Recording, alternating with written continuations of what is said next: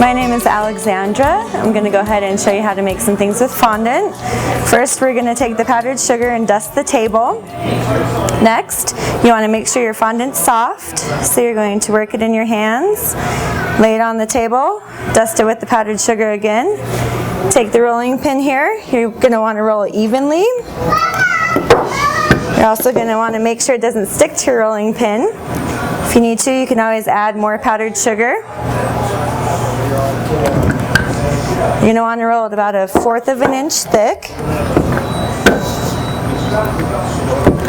Once it's rolled to the thickness that you like, you want to go ahead and dust off the excess powdered sugar. Work it with your hand.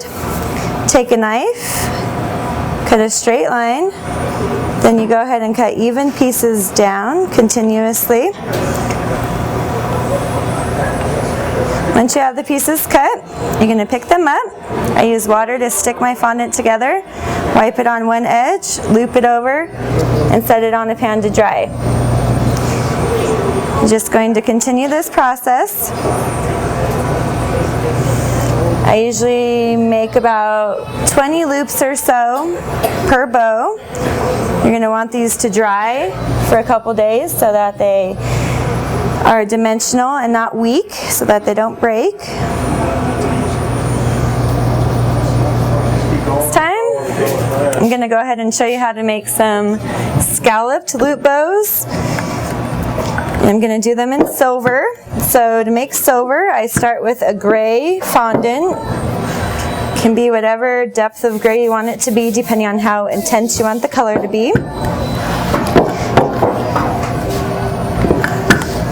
Roll it till it's thin. Dust off the excess. Then I take my special tool, cut a line across the bottom again, and then the width for the loops.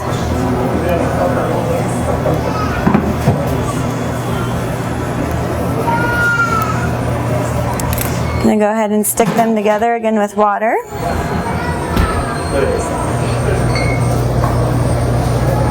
Allow them to dry.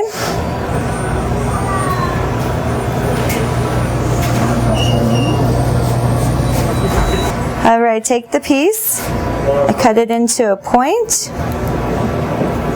cut the edge, and then I shape it with my fingers on the pan. So they're nice and dimensional.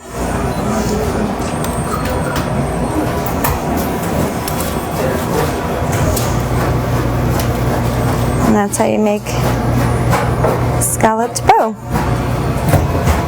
So wanting to make it silver after it's dried and it's dimensional, I just take a brush and dust over the loop that's already hardened. And the finished product will be a nice silver.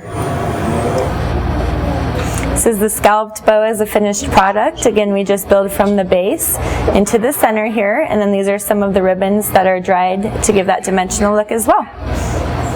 Now I'm going to show you how I make swirls. I like to make swirls so they can stand on the cake dimensionally. Again, when working with fondant, it needs to dry for a couple days at least. I like to roll them out so they're pretty thin, and I just go ahead and shape them on the pan. This is the cake with the swirls on it. So these are the swirls after they've been dried, nice and dimensional, so it's a nice way to form ornaments or toppers or just add to your design.